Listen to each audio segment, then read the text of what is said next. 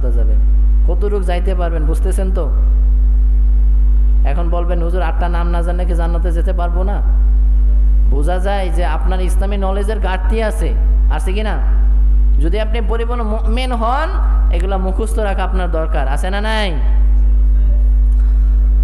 জান্নাত আল্লাহ তাআলা 8টা করলেন, জাহান্নাম করলেন 7টা। জাহান্নাম কয়টা? 7টা।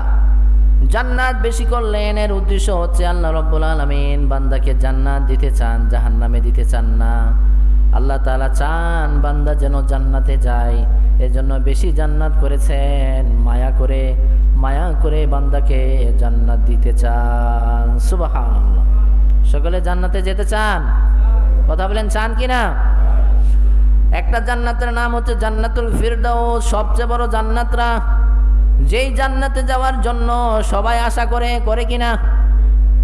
আর একটা জান্নাতের নাম হচ্ছে জান্নাতুল মাওয়া।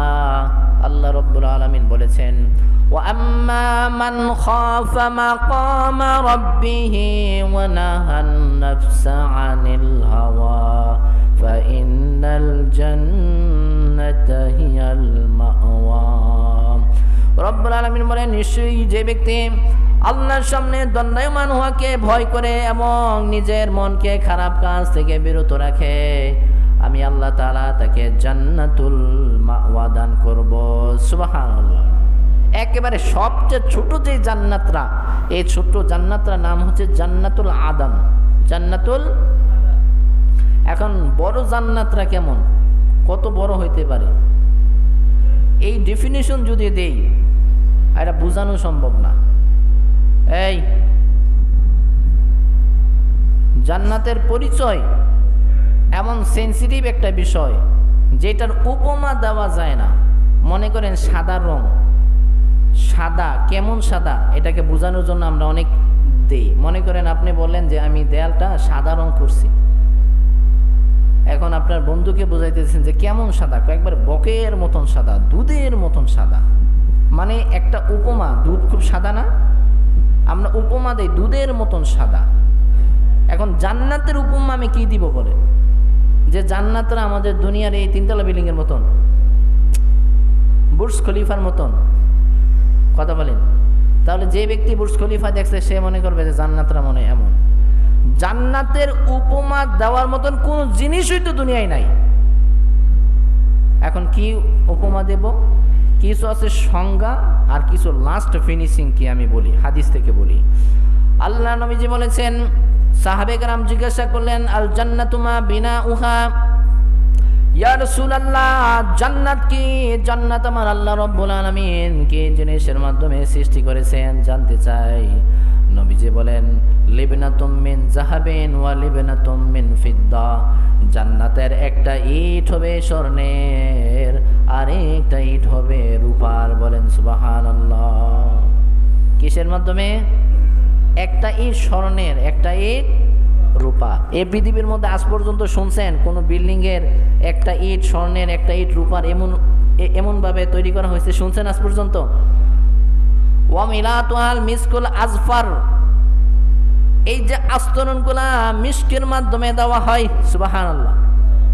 ওয়া হাসবাউহা লুলু ওয়াল ইয়াকুত, আমরা যেই কংক্রিট দেই হয় পাথরের মাধ্যমে দেই অথবা ইটের মাধ্যমে দেই। জান্নাতের যেই ডালাইগুলা হবে ইয়াকুত পাথরের মাধ্যমে হবে। সুবহানাল্লাহ। এত দামি দামি হবে। এটা তো নরমাল, এটা শুধু নরমাল কথা। আল্লাহ বলেন যে এরকম ভাবে হইতে পারে।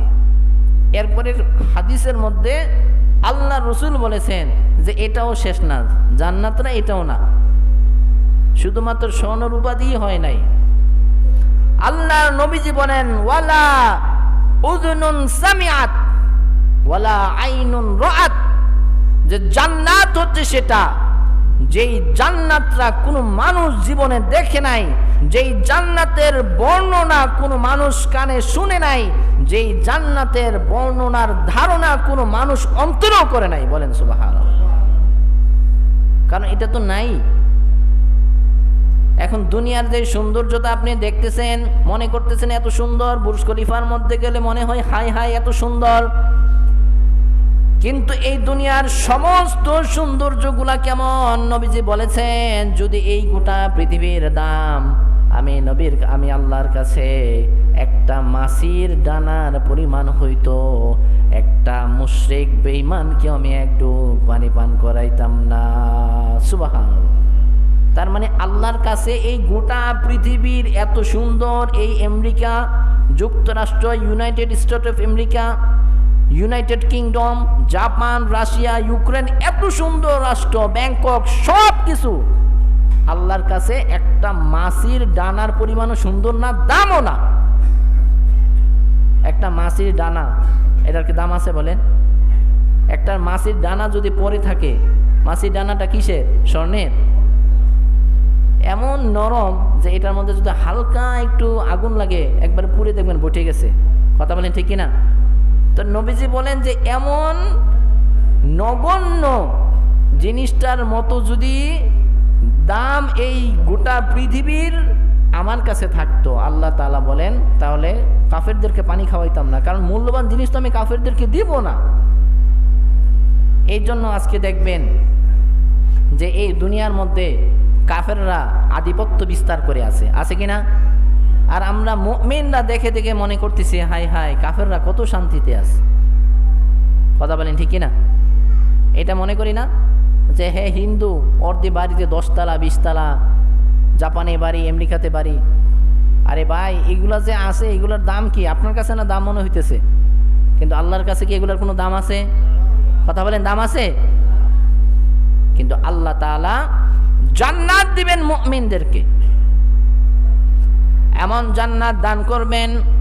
আল্লাহ রাব্বুল আলামিন সূরা মুহাম্মাদের 15 নম্বর আয়াতের মধ্যে বলেছেন কেমন জান্নাত, জান্নাতে কি থাকবে।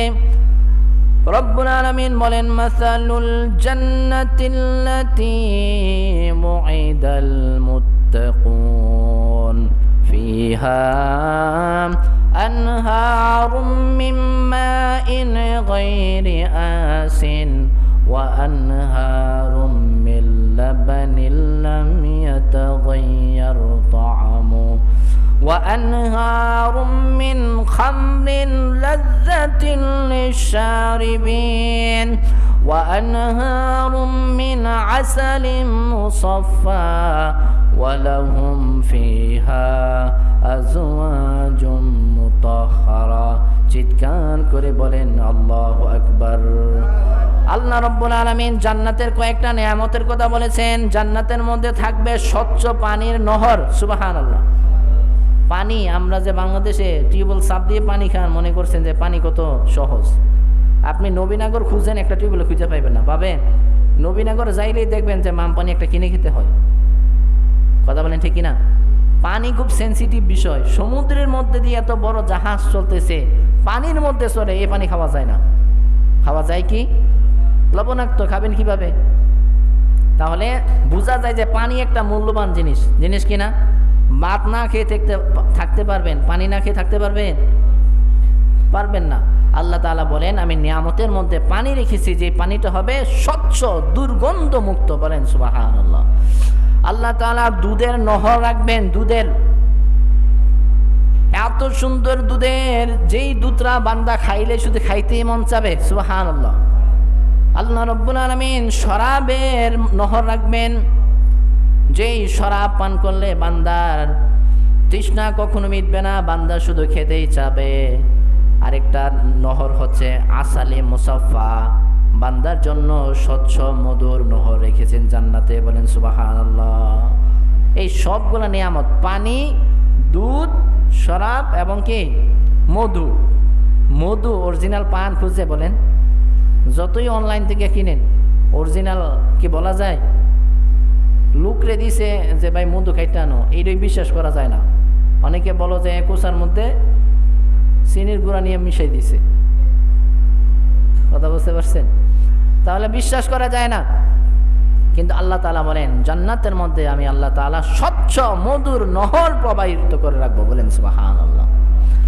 আল্লাহ রাব্বুল আলামিন জান্নাতের মধ্যে যত ধরনের ফল মূল আছে সব রেখেছেন।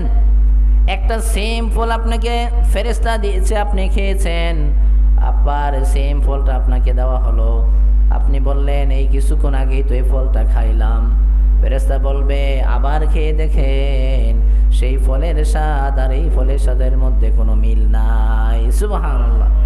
সেম চেহারা, সেম ফল, আপেল আপনি খাইলেন, আবার এটা দিছে, আপনি বলেন এটা না খাইলাম কিছুক্ষণ আগে। ফেরেশতা বলবে খাইছেন, এই ফলেরই 50টা স্বাদ আছে। সুবহানাল্লাহ। এত স্বাদ আল্লাহ তাআলা দিয়ে রেখেছেন। আল্লাহ রাব্বুল আলামিন বলেন ওয়ালাকুম ফিহা মা